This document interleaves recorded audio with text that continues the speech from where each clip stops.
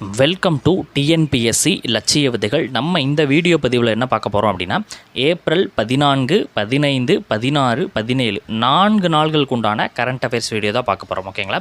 So இந்த current affairs எல்லாமே தினமணி பேப்பர்லேருந்தும் தி இந்து பேப்பர்லேருந்தும் ஃபுல்லாக டீட்டெயில்டாக அனலைஸ் செய்திருக்கப்படுகிறது. அனைத்து எக்ஸாம்களுக்குமே பயன்படக்கூடிய வகையில். ஓகேங்களா? ஸோ நீங்கள் கரண்ட் அஃபேர்ஸ் வகுப்பை பற்றி பயப்பட தேவையில்லை. உங்களுக்கு காலதாமதமானாலும் உங்களுக்கு கண்டினியூஸாக நான் டெய்லி கொடுத்துருவேன். ஓகேங்களா? ஸோ இன்றைக்கி 17 வரைக்கும் பார்த்துருக்குறோம். இந்த வாரத்தினுடைய இறுதிக்குள் நம்ம என்ன பண்ணலாம் அப்படின்னா, ஏப்ரல் நான் முடிச்சு விட்டுருவேன். ஓகேங்களா? இந்த ஃப்ரைடே ஆர் சாட்டர்டேக்குள்ளே உங்களுக்கு என்ன பண்ணுவேன், ஏப்ரலில் கம்ப்ளீட்டாக முடிச்சு கொடுத்துருவேன். ஸோ அதற்கப்புறம் மே மாதத்தையும் நீங்கள் ஜூன் 9 எக்ஸாமுக்கு செல்வதற்கு முன்னாடி மே மாதத்தை நான் முடிச்சு கொடுத்துருப்பேன். ஓகேங்களா? சரி, ஓகே. ஃபஸ்ட் கொஸ்டின், விண்வெளிக்கு சுற்றுலா பயணியாக செல்லக்கூடிய முதல் இந்திய விமானி யார்? ஓகேங்களா? ஸோ நன்றாக கவனிக்க வேண்டும். விண்வெளிக்கு சுற்றுலா பயணியாக அப்படின்னு பார்த்தீங்கன்னா யார் சார் போயிருக்கிறா அப்படின்னா, கோபிச்சந்த் தோட்டக்குரா அப்படின்றவர் போயிருக்கிறாரு. ஆக்சுவலாக என்ன அப்படின்னா, இந்த ப்ளூ ஆர்ஜின் அப்படின்ற நிறுவனத்தினுடைய சார்பில் நியூ செப்பர்டு 25 அப்படின்ற ஒரு திட்டம் இருக்குது. இதில் என்ன அப்படின்னா, ஒரு 6 பேர் கொண்ட குழு ஒவ்வொரு வருடமும் என்ன பண்ணுவாங்க அப்படின்னா, விண்வெளி சுற்றுலா மனிதர்களை கூட்டி செல்வாங்க. ஓகேங்களா? ஸோ இது 7வது முறையாக இப்போ போக போகிறாங்க. ஒரு 6 பேர் கொண்ட குழு. அந்த 6 பேரில் ஒருத்தர் யார் அப்படின்னு பார்த்தீங்கன்னா தான் இந்த கோபிச்சந்த் தோட்டக்குரா அப்படின்றவங்க. இவர் பார்த்தீங்கன்னா ஆந்திராவில் பிறந்து அமெரிக்காவில் வசிக்கக்கூடிய ஒரு விமானியாக பிறக்கிறாரு. பிரசவ் லைஃப் காஃப் இணை நிறுவனத்தில் இவர் இருக்கிறார். ஓகேங்களா? ஸோ இதுதான் விஷயம். அப்போ விண்வெளிக்கு சுற்றுலா பயணியாக செல்லக்கூடிய முதல் இந்திய விமானி கோபிச்சந்த் தோட்டக்குரா. அப்போ விண்வெளிக்கு சென்ற முதல் இந்தியர் யார் சார் அப்படின்னு கேட்டிங்கன்னா, ராகேஷ் சர்மா. 1984 பார்த்தீங்க அப்படின்னா சல்யூட் 7 அப்படின்ற ஒரு திட்டத்தின் மூலமாக, சல்யூட் 7 அப்படின்ற திட்டத்தின் மூலமாக சோயூஸ் 11 அப்படின்ற ராக்கெட் மூலமாக சோவியத் ஒன்றியத்தோடது இது. ஸோ அதில் இவர் பயணிச்சிருப்பார், ராகேஷ் சர்மா அப்படின்றவர். 1984. இது ஒரு மிக முக்கியமான ஒரு கொஸ்டின். ஓகேங்களா? ஸோ 2வது கொஸ்டின் பார்க்கலாம். எந்த மாநிலம் நாட்டிலேயே அதிகப்படியான மரங்கள் அழிக்கப்படுவதில் எந்த மாநிலம் முதலிடத்தில் இருக்குது? ஓகேங்களா? அதாவது இந்தியாவிலே அதிகப்படியாக அந்த மரங்களை அழிப்பதில் முதலிடத்தில் இருக்கக்கூடிய மாநிலம் எது அப்படின்னா, அஸ்ஸாம் மாநிலம் தான் முதலிடத்தில் இருக்குது. ஓகேங்களா? ஸோ என்ன சார் அப்படின்னா, இந்த சர்வதேச வன கண்காணிப்பு ஆய்வு அறிக்கை வெளியிடப்பட்டிருக்குது. அதில் உலக வளங்கள் நிறுவனம் இதை ஆய்வு பண்ணியிருக்கிறாங்க. ஓகேங்களா? இதில் பார்த்தீங்கன்னா கிட்டத்தட்ட 2023 மட்டும் 1.44 லட்சம் ஹெக்டேர் அளவில் இந்த அஸ்ஸாமில் மரங்கள் அழிக்கப்பட்டிருக்கிறதாக இதில் தகவல் இவங்க கொடுத்துருக்குறாங்க. இதற்கு அடுத்தடுத்த இடங்களில் மிசோரம் 2ஆம் இடத்திலும், நாகாலாந்து 3ஆம் இடத்திலும், அருணாச்சல பிரதேசம் 4 மற்றும் மணிப்பூர் என்பது 5 அடுத்தடுத்த இடங்கள் என்னது சாரி இதில் என்ன அப்படின்னா, மிசோரம் என்பது 2ஆம் இடத்துல இருக்கிறாங்க, அருணாச்சல பிரதேசம் 3, நாகாலாந்து 4. ஓகேங்களா? ஸோ மணிப்பூர் 5 கொஞ்சம் மாறி இருக்குது, அதை பார்த்துக்குங்க. ஓகேங்களா? ஸோ அதேமாதிரி மரங்கள் அதிகப்படியாக அழிப்பதில் இதெல்லாம் இருக்குது, நம்ம தெரிஞ்சுக்கணும். ஓகேங்களா? சரி, ஓகே. 3வது கொஸ்டின், ஆயத்த ஆடைகள் ஏற்றுமதியில் தமிழ்நாட்டினுடைய இடம் என்ன? இந்தியாவிலே இந்த ஆயத்த ஆடைகள் ஏற்றுமதியில் தமிழ்நாட்டின் ஆயத்த ஆடைனா ஒன்றுமே கிடையாது, பயந்துக்காதீங்க. ரெடிமேடு ட்ரெஸ்ஸஸ் இருக்குல்ல, ஸோ இதுதான் ஆயத்த ஆடை அப்படின்னு சொல்லுவாங்க. ஓகேங்களா? ஸோ இதில் ஏற்றுமதியில் தமிழ்நாட்டினோட இடம் என்ன அப்படின்னா, தமிழ்நாடு இதில் பார்த்திங்கன்னா ஃபஸ்ட் பிளேஸ் வகிக்குது. அதனால தான் நம்ம இதை இங்கே முக்கியமாக பார்க்குறோம். இதில் இந்தியாவிலே தமிழ்நாட்டின் பங்கு, அதாவது இந்த ரெடிமேட் ட்ரெஸ்ஸில் தமிழ்நாட்டின் பங்கு எவ்வளோ அப்படின்னா 22.58% இருக்குது. இதற்கு அதிக இடங்களில் மகாராஷ்டிரா, குஜராத் ஆகிய மாநிலங்கள் மிகவும் பின்தங்கிய நிலையில் இருக்கிறாங்க. ஓகேங்களா? ஸோ இந்த மகாராஷ்டிரா, குஜராத் கடைசி இடங்களில் வகிக்கிறாங்க. ஓகேங்களா? இந்த தோள்கள் ஏற்றுமதியை பட்சத்து பார்த்தோம்னா 22-23 மொத்த மதிப்பு 4.27 பில்லியன் அமெரிக்க டாலர். அதே மாதிரி இந்த தோல் பொருள்கள் ஏற்றுமதியிலும் தமிழ்நாடு இந்தியாவில் முதல் மாநிலமாக இருக்குது. ஓகேங்களா? அப்போ ரெடிமேட் ட்ரெஸ்ஸில் ஃபஸ்ட் பிளேஸு அண்ட் தோல் ஏற்றுமதியிலும் என்னது ஃபஸ்ட் பிளேஸு 43.20% இருக்கிறாங்க. ஓகேங்களா? ஸோ 4வது கொஸ்டின் பாருங்கள், மிகவும் ஒரு முக்கியமான ஒரு கொஸ்டின். ஓகேங்களா? இந்தியாவின் எந்த மாநிலத்தில் உலகின் மிகப்பெரிய நீரில் மிதக்கும் சூரிய மின் உற்பத்தி நிலையம் எங்கு அமைந்துள்ளது?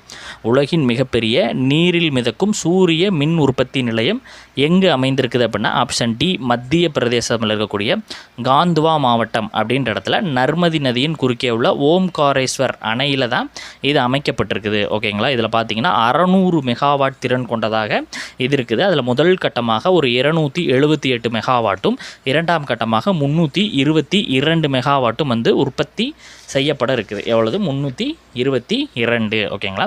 ஸோ அப்போ உலகிலே மிகப்பெரிய நீரில் மிதக்கும் சூரிய மின் உற்பத்தி நிலையம் எங்கே இருக்குதுன்னு கேட்டாங்கன்னா, மத்திய பிரதேசில் கந்தவா மாவட்டம் மாவட்டத்தில் நர்மதை நதிக்கரையின் அடியில் இருக்குது. மொத்தமாக 600 மெகாவாட் திறன் கொண்டது.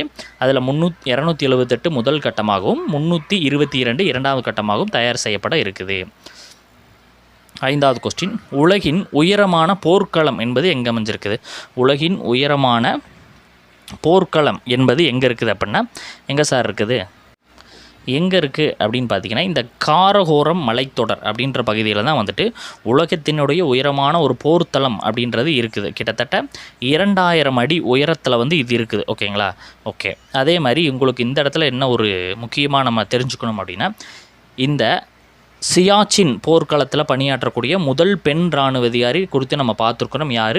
சிவா சௌஹான் அப்படின்றவங்க. சிவா சௌஹான், கேப்டன் சிவா சௌஹான், சியாச்சின் அப்படின்னு அதுவும் என்ன உயரமான ஒரு போர்க்களம். ஓகேங்களா? ஸோ அதனால் நம்ம பார்க்குறோம். ஸோ அதில் பார்த்திங்கன்னா என்னது, சிவா சௌஹான் முதல் பெண் இராணுவ அதிகாரியாக பணியாற்றிருக்கிறார். ஓகேங்களா? ஓகே. இந்த 1987 ஏப்ரல் 13 ஆப்ரேஷன் மேகதூது அப்படின்ற விஷயத்தை நம்ம தெரிஞ்சுக்கணும். ஓகேங்களா? ஓகே. இந்த ஆப்ரேஷன் மேகதூத் அப்படின்னா என்ன என்பதை நீங்கள் வந்து கமெண்ட் பண்ணுங்கள். நம்ம பல்வேறு வீடியோ பதிவுகள் என்ன பண்ணியிருக்கிறோம் உங்களுக்கு சொல்லியிருக்கிறோம். ஓகேங்களா? ஓகே.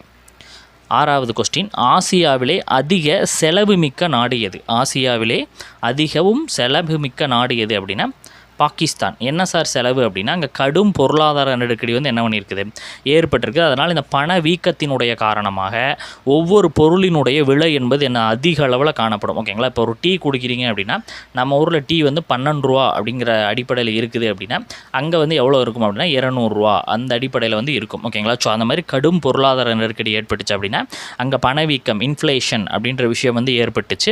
ஸோ வந்து அது எத்தனை சதவீதம் அப்படின்னா 25.1% வந்து ஏற்பட்டிருக்குது. இதை வந்து யார் இப்போ மதிப்பீடு செஞ்சுருக்கிறா அப்படின்னா மெனிலா அப்படின்ற ஒரு இவங்க தான் வந்து பண்ணியிருக்கிறாங்க. ஸோ இது மிகவும் முக்கியமான ஒரு கொஸ்டின்னு பார்த்து வச்சுங்க. அண்டை நாடான பாகிஸ்தான்.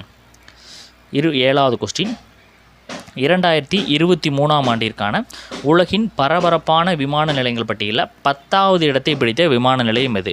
உலகின் பரபரப்பான விமான நிலையத்தில் 10வது இடம் பிடித்த விமான நிலையம். எதற்கு நம்ம 10வது மட்டும் குறிப்பிட்டு பார்க்குறோம் அப்படின்னா நம்மளுடைய இந்தியாவில் இருக்கக்கூடிய டெல்லி விமான நிலையம் இந்த பட்டியலில் என்ன பண்ணியிருக்குது, 10ஆம் இடத்தை வந்து பிடிச்சிருக்குது. இந்த அறிக்கையை வெளியிட்டவர் யாருங்க அப்படின்னா ACI அப்படின்னாங்க. 2023க்கான ஒரு பட்டியல் தான். இந்த இதில் முதல் இடத்துல யார் இருக்கிறா அப்படின்னு பார்த்தீங்கன்னா இந்த அட்லாண்டா சர்வதேச விமான நிலையம் அமெரிக்காவில் இருக்குது. அவங்க தான் இந்த பட்டியலில் என்னது இருக்கிறாங்க. எவ்வளோ பேர் சார் அப்போ இதில் பயணம் செஞ்சுருக்கிறாங்க அப்படின்னு பார்த்தீங்கன்னா 10.46 கோடி வந்து பேர் வந்து பயணம் செய்திருக்கதா சொல்லியிருக்கிறாங்க. அடுத்தது 2வது பார்த்திங்கன்னா துபாய் விமான நிலையம் அப்படின்றது 8.6 கோடி. ஓகேங்களா?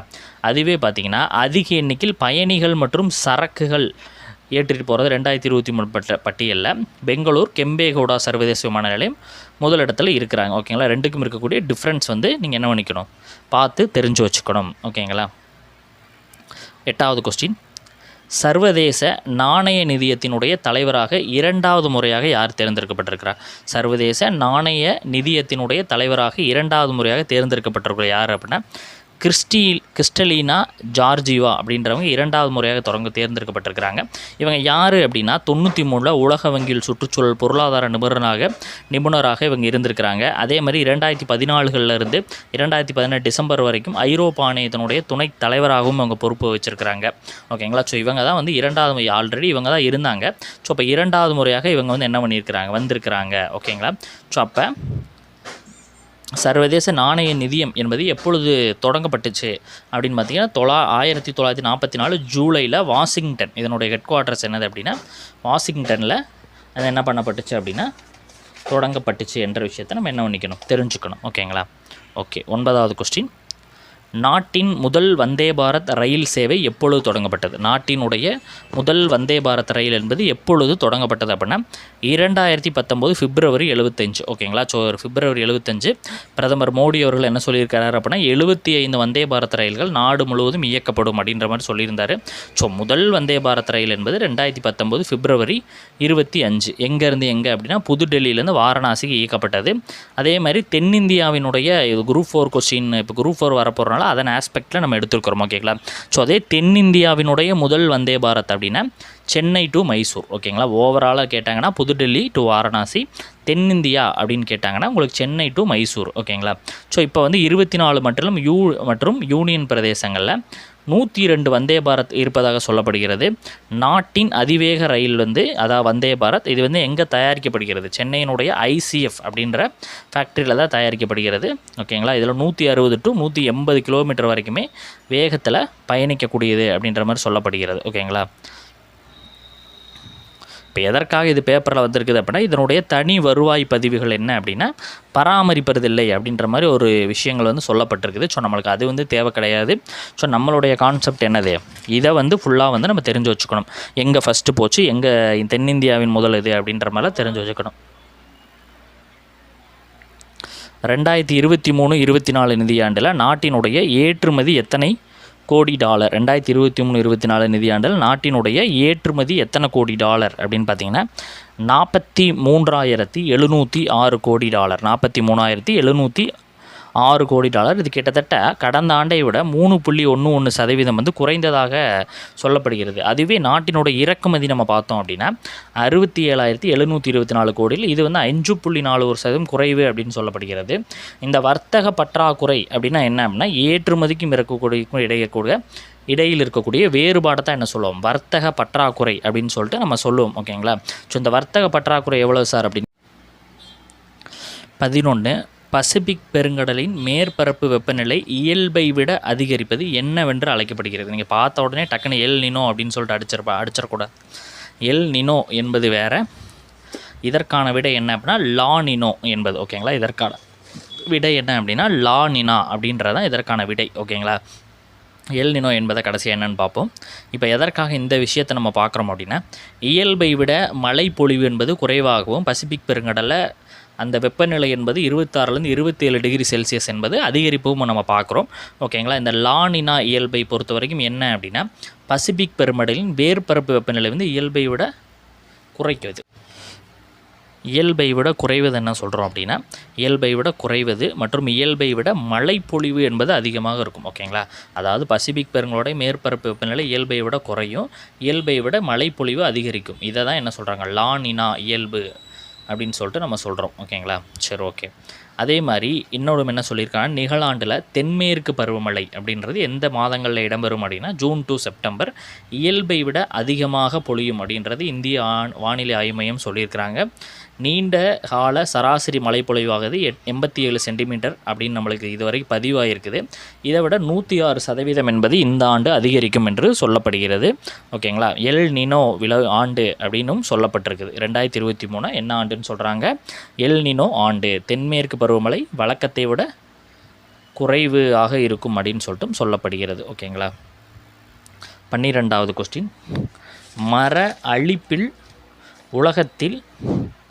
உலகளவில் 2வது இடத்தை பிடித்த நாடு எது? மர அழிப்பிலே உலகளவில் 2வது இடத்தை பிடித்த நாடு எது அப்படின்னு பார்த்தீங்கன்னா நம்மளுடைய இந்தியாவை தான் சொல்கிறாங்க. உணவு மற்றும் வேளாண் நிறுவனம் சொல்லுது. கிட்டத்தட்ட 2015லேருந்து 20 காலகட்டத்தில் 6.68 லட்சம் ஹெக்டேர் பரப்பளவு மரங்கள் அழிக்கப்பட்டுள்ளதாக ஒரு தகவல் வந்து தெரிவிக்கப்பட்டிருக்குது.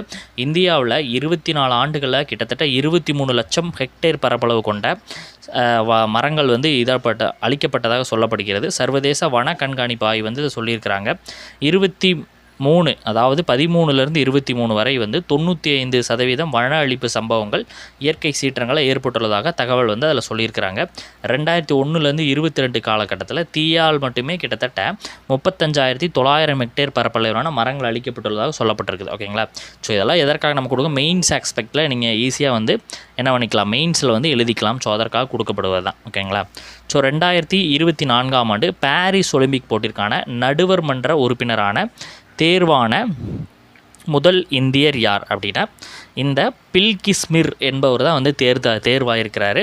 பாரிஸ் ஒலிம்பிக் போட்டு 2024 பாரிஸில் நடக்க போகுது என்பது நம்மளுக்கு தெரியும். ஸோ அதில் நடுவர் மன்ற உறுப்பினராக தேர்வான முதல் இந்தியராக பில்கிஸ்மிர் இருக்கிறாரு. ஜம்மு காஷ்மீரை சார்ந்தவர். ஓகேங்களா, எங்கே நடக்க போகுது, பாரிஸ் பிரான்ஸ் என்பது நம்மளுக்கு நன்றாக தெரியும். ஓகேங்களா, ஸோ 33வது ஒலிம்பிக் போட்டிகள் வந்து ஜூலை 26லேருந்து ஆகஸ்ட் 11 வரைக்கும் நடக்க போகுது. கிட்டத்தட்ட 155 நாடுகளிலிருந்து 10,500க்கு அதிகமான வீராங்கனைகள் பங்கு பெற போகிறாங்க. கிரீஸில் வந்து இந்த ஒலிம்பிக் தீப ஓட்டம் என்பது தொடங்கியது. யார்? கிரீஸ் துடுப்பு படகு வீரர் ஸ்டெப்னோஸ் டுக்கோஸ் அவர் தான் பண்ணார். டார்ச் உருவாக்கம் என்பது மேத்யூ லெஹானி. சமத்துவம், இந்த இதற்கான அர்த்தம் என்ன அப்படின்னு பார்த்தீங்கன்னா சமத்துவம், நீர், அமைதி. ஓகேங்களா. பழைய ஒலிம்பிக்கினுடைய பிறப்பிடம் கிரீஸ் அப்படின்னு சொல்லுவாங்க. நவீன ஒலிம்பிக்கினுடைய தொடங்கியது ஏத்தென்னஸ். ஓகேங்களா. ஓகே. துப்பாக்கி சுடுதல் போட்டி பிரேசிலில் நடைபெற்று வருகிறது. இதில் மகளிர் 10 மீட்டர் ஏர் பிஸ்டல் பிரிவில் பாலக்குலியா வெண்கலம் வாங்கியிருக்கிறாங்க. பாரிஸ் ஒலிம்பிக் போட்டிக்கு இதன் மூலமாக தகுதி பெற்றிருக்கிறாங்க. ஓகேங்களா. ஸோ வட்டி எறிதல் போட்டி அமெரிக்கா. மைக்கோலஸ் அலெக்னா லிதுவேனியாவை சார்ந்தவங்க. இவங்க 74.34 மீட்டர் எறிதுன்னு சாதனை படைச்சிருக்கிறாங்க. உலக சாதனையாக இது பதிவாகிருக்குது. ஓகேங்களா. ஓகே. இதற்கு முன்னாடி ஜர்கன் ஷீல்ட் அப்படின்ற 74.08 மீட்டர் எறிஞ்சது தான் 86களில் சாதனையாக இருந்தது. மான்டி கார்லோ மாஸ்டர்ஸ் டென்னிஸ் போட்டி மொனாக்கோவில் நடைபெறுகிறது. இதில் ஆடவர் ஒற்றையர் பிரிவில் ஸ்டெப்னோஸ் சிட்சிபால் கிரீஸ் சார்ந்தவர் நார்வேயை சார்ந்த கேஸ்பர் ரூட்டை வந்து தோற்கடிச்சிருக்கிறாரு. இதன் மூலமாக இவர் 3வது முறையாக இதில் சாம்பியன் பட்டத்தை வாங்கியிருக்கிறாரு. ஆசிய மல்யுத்த சாம்பியன் பிஸ்கெக் கிர்கிஸ்தான். அஞ்சு வந்து 53 கிலோ எடை பிரிவில் வெள்ளியும், ஹர்ஷிதா 72 கிலோ பிரிவில் வெள்ளியும் வாங்கியிருக்கிறாங்க. இந்திய வீராங்கனைகள் இவங்கெல்லாம். பீரங்கி அழிப்பு ஏவுகணை அமைப்பு சோதனை. ஓகேங்களா. டிஆர்டிஓ உள்நாட்டிலே வடிவமைக்கப்பட்டது. இந்த இது பகல் இரவு மற்றும் 2 டயத்துலையுமே இது என்ன பண்ணுது, செயல்படக்கூடியது. எதிர்நாட்டு பீரங்கிகளை தாக்கக்கூடியது. இராணுவ வீரர்களை எளிதில் எடுத்து செல்லக்கூடிய வகையில் இருக்குது.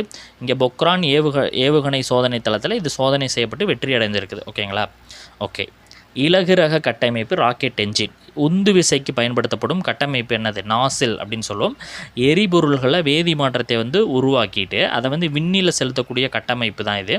இது வந்து PSLV 4 4ஆம் நிலை கொலம்பியா அலாய் அப்படின்ற இடத்துல எடை குறைவான கார்பன் மூலக்கூறு, உந்து விசை, திறன், எரிசக்தி ஆற்றல், திறன் மேம்பாடு போன்ற விஷயங்களாக இதில் என்னது முக்கிய அம்சமாக இருக்குது. உந்து விசை திறனாக இருக்கட்டும், எரிசக்தி ஆற்றல், திறன் மேம்பாடெல்லாம் இதில் இருக்குது. ஓகேங்களா. இதில் என்ன பயன்படுத்தப்பட்டிருக்குது, கார்பன் மூலக்கூறு அப்படின்ற விஷயம். ஓகேங்களா. ஸோ கொலம்பியன் அலாய மூலக்கூறாலான நாசில்களுடன் கூடிய 2 என்ஜின்கள். இது எங்கே, மகேந்திரகிரி ஆய்வு மையம் திருநெல்வேலியில் சோதனை செய்யப்பட இருக்குது. கூடுதலாக 15 கிலோ கொண்ட ஆய்வுக்கருவிகள் இதில் இருக்குது. பிஜார்னி பெனடிக்சன் அப்படின்றவர் யார் அப்படின்னா ஐஸ்லாந்து நாட்டினுடைய பிரதமராக தேர்ந்தெடுக்கப்பட்டிருக்கிறாரு. ஓகேங்களா. ஓகே. பிளாஸ்டிக் ஓவர்சீல் டே அறிக்கை EA அப்படின்னு சொல்லுவாங்க. இந்தியாவில் தனிநபரினுடைய பிளாஸ்டிக் கழிவு உற்பத்தி 8 கிலோவாக இருப்பதாக சொல்லப்பட்டிருக்குது. இது அதிகமாக பார்த்திங்கன்னா பெல்ஜியத்தில் கிட்டத்தட்ட 147 கிலோ வந்து தனிநபரினுடைய பிளாஸ்டிக் கழிவு இருப்பதாக சொல்லப்பட்டிருக்குது. ஓகேங்களா. பிளாஸ்டிக் கழிவுகளை முறைகேடாக நிர்வகிக்கும் நாடுகளில் 60% இருக்கிற 12 நாடுகளை கொடுத்துருக்காங்க. இந்த 12 நாடுகள்லேருந்தே கிட்டத்தட்ட 60% பிளாஸ்டிக் இது வந்து இருக்குது. அதில் China, India, Russia, Brazil, Mexico, Vietnam, Iran, Indonesia, எகிப்து, பாகிஸ்தான், அமெரிக்கா, துருக்கியில் இதில் இடம்பெற்றிருக்குது. டேரக் அண்டர்வுட் காலமானார். இவர் யார் சார் அப்படின்னா இங்கிலாந்து டெஸ்ட் கிரிக்கெட்டில் ஆகச்சிறந்த சுழற்பந்து வீச்சாளராக இருக்கிறவர். இங்கிலாந்து அணிக்காக டெஸ்ட்டில் அதிக விக்கெட் வீழ்த்திய சுழற்பந்து வீச்சாளராக இருக்கிறார். கிட்டத்தட்ட 297 விக்கெட்டுகளை எடுத்திருக்கிறாரு. கவாஸ்கரின் விக்கெட்டை இவர் ஃபஸ்ட் டைமாக இவர் தான் முந்தியிருப்பார். ஓகேங்களா. ஓகே. அடுத்தது அமைச்சர் இந்திரகுமாரி காலமானார். சமூக நலன் மற்றும் சத்துணவு திட்ட அமைச்சராக 91 to 96 வரைக்கும் இருந்தவர். அவங்க காலமாக இருக்கிறாங்க. திமுக இலக்கிய அணியினுடைய தலைவராகவும் இருந்திருக்கிறாங்க. KG ஜெயன் அப்படின்றவர் காலமாக இருக்கிறார். இவர் யார் அப்படின்னா பிரபல கர்நாடக இசைக்கலைஞர், மலையாள நடிகர் மனோஜ் ஜெயன் அப்படின்றவருடைய தந்தை பத்மஸ்ரீ விருதையும் பெற்றுள்ளார். 2024ஆம் ஆண்டு இந்தியா 6.8% பொருளாதார வளர்ச்சி அடையும் என்று சர்வதேச நாணய நிதியம் வந்து என்னது சொல்லியிருக்கிறாங்க. 23ல் 7.8, 25ல் 6.5 சொல்லியிருக்கிறாங்க. அடுத்து சில தினங்களை பார்க்கலாம். தீயணைப்பு போர் தியாகிகள் தினம் என்பது ஏப்ரல் 14ஆம் தேதி அனுசரிக்கப்படுகிறது. தேசத்தை கட்டி எழுப்புவதற்கு தீ பாதுகாப்பை உறுதி செய்யுங்கள் என்பது தீமாக கருதப்படுகிறது. ஓகேங்களா. ஓகே. இது எதற்காக இந்த நாளில் கொண்டாடப்படுகிறது, அனுசரிக்கப்படுகிறது அப்படின்னா 1944 மும்பை துறைமுகத்தினுடைய தீ விபத்தை முன்னிட்டு தான். ஓகேங்களா. சமத்துவ நாள் என்பது ஏப்ரல் 14. ஏன் அப்படின்னு பார்த்தீங்கன்னா நம்மளுடைய சட்டத்தை உருவாக்கியவர் அண்ணல் அம்பேத்கர் அவர்களுடைய 134வது பிறந்த தினம் தான் இது. ஓகேங்களா. இவர் வந்து உங்களுக்கு என்ன கொஸ்டின்னா அம்பேத்கர் எந்த மாநிலத்தில் பிறந்தார் அப்படின்னு, எந்த இடம் எந்த மாநிலம் கமெண்ட் பண்ணுங்கள். உலக சாகஸ் நோய் தினம் என்பது ஏப்ரல் 14 தான். சாகஸ் நோயை சமாளித்தல், ஆரம்பத்திலே கண்டறிந்து உயிரை காத்தல். உலக கலை நாள் என்பது ஏப்ரல் 15 கொண்டாடப்படுகிறது. வெளிப்பாடு ஒரு தோட்டம், கலை மூலம் சமூகத்தை வளர்ப்பது என்பது தீமாக கொண்டாடப்படுகிறது. ஓகேங்களா. தீமாக இருக்குது. தேசிய திருநங்கையர் தினம் என்பது ஏப்ரல் 15. ஓகேங்களா. தமிழ்நாடு சார்பில் பார்த்திங்கன்னா 2008 திருநங்கைகள் நலவாரியம் வந்து ஏற்படுத்தப்பட்டுச்சு. 2014ஆம் ஆண்டு உச்சநீதிமன்றம் 3வது பாலினத்தவர் என்ற அங்கீகாரத்தை வந்து திருநங்கையருக்கு வழங்கினாங்க. ஓகேங்களா. உலக குரல் தினம் என்பது ஏப்ரல் 16. தீமென்ன எதிரொலி கல்வி கொண்டாடு. ஓகேங்களா. உலக ஹீமோஃபிலியா தினம் என்பது ஏப்ரல் 17. அனைவருக்கும் சமமான அணுகல், அனைத்து இரத்தப்போக்கு கோளாறுகள் அங்கீகரித்தல் என்பது தீமாக இருக்குது. கனடாவை சார்ந்த ஃப்ராங்க் ஸ்னாஃபெல்லின் சீரிய முன்னெடுப்புகளை நினைவுகூறும் வகையில் தான் இந்த நாள் என்பது